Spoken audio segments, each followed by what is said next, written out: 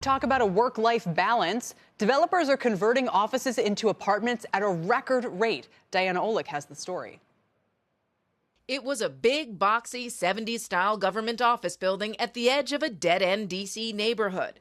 Now, converted to an apartment building, it is a part of that area's rebirth. We took a building that was a perfect rectangle, carved it into an E, put a new skin.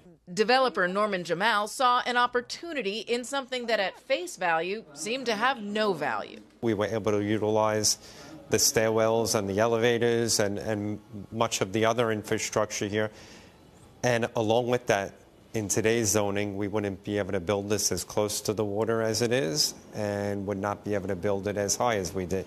Conversions from office to apartment are suddenly soaring. Of the 32,000 apartment conversions in the past 2 years, just over 40% were from office buildings. That's a record, and thousands more are on the way.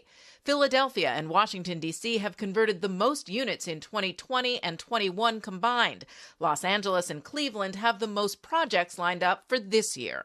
And it began well before COVID, although the drop in office occupancy now is expected to accelerate the trend. Conversions are also growing in popularity, in part because they're greener than demolishing and rebuilding. You'd have all of that landfill, right, of the structure going down, and then you have all of the carbon emissions that it takes to produce all of that new material and get it to the site and get it installed and so on. While the office market is hurting right now due to the pandemic, developers like Jamal say it's just a moment in time, and they're still very bullish on the sector. They're just more bullish on apartment demand, which we're already seeing rise as workers return to big cities like New York. Rents there are skyrocketing again because there's just not enough supply, Kelly. Yeah, my running joke is that Manhattan is going to become a bedroom community, that all those office spaces, there's plenty of people who would be happy to live there. What does it actually mean, Diana, for the REITs involved here?